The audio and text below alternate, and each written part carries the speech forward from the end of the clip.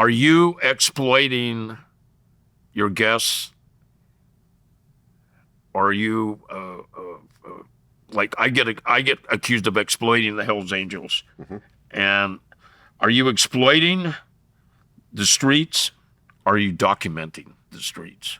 I get accused of exploiting, but I'm trying to document the history of the outlaw bike culture. So tell me what Vlad's doing. Well, I try to document in general, and I don't just, with you focus on a certain genre, whereas I do a lot of different genres. Right. Not only do I interview Hells Angels, I interview Crips, Bloods, Latin Kings, Mexican Mafia guys, drug kingpins, but I also interview rappers, singers, producers, actors, NBA players, NFL players, billionaires, business people, social media influencers. It's all over the place. So it's not just the streets. It's not. No. If you look at my catalog, it's all over the place. Okay, right. That's fair. Yeah. So I'm documenting this whole time. Now, when it comes to certain types of people will say, "Oh, well, you're exploiting this person." But at the end of the day, everyone that comes on my show wants to come on my show. I do sometimes offer appearance fees in certain situations, but not all the time. And in terms of the appearance fee, usually those people have, if they're at the point of getting an appearance fee, they usually have options on where they want to go. And they're usually the ones that are approaching me and saying, hey, I want to do your show, but I'm going to need this much money to do it. It's not like I'm finding someone who's down and out and offering them some money and trying to exploit them in that regard. That really just never happens. It's usually someone that's already trying to do media, already trying to get their story out and so forth. So I don't think it's exploitation, but at the end of the day, it's all in the way you view it. Someone will look at that same interview and say that I'm exploiting that person. And I can't help how people think about what it is I put out in the world. I guess someone who creates content, you put it out and people will take it how they take it. Can Vlad TV survive without the rappers? Absolutely. Without the criminals? 100%. So you feel confident? 100%. Because we don't only do that. Like we some of my biggest interviews have been with athletes, have been with actors. Who do you think's benefited the most that sat in that chair? I think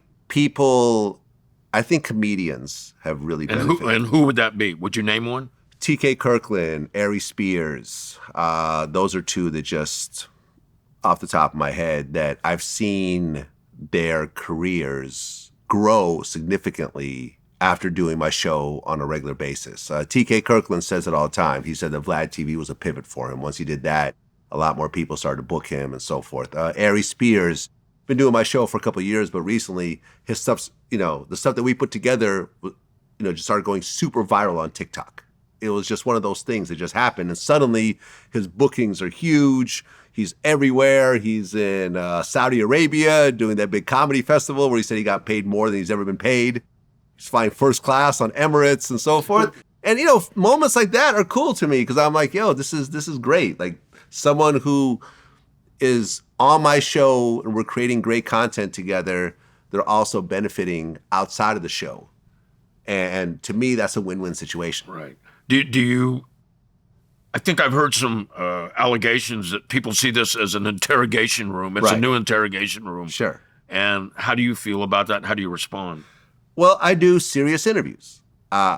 Before Vlad TV came around, hip-hop media was very softball. No one wanted to upset anybody. Everyone wanted to ask very surface-level questions. No one was asking about the stuff that they talk about in barbershops. No one talks about specific lyrics or everything else like that. And I was looking at other media outlets, serious ones like 60 Minutes and, 2020 and, Nightline and Barbara Walters and so forth. Like they really go into the story and they dive all the way into it. So I went into this with that intention that if we're going to sit down, I'm going to go as far as I could possibly go. Now, I don't insult people. I don't make people storm out or whatever else. Yeah, occasionally someone might get upset here and there, but in general, I try to dig as deep as I can while still keeping it respectful. So from the outside looking in, it may look like an interrogation, but the reality is it's a very in-depth interview.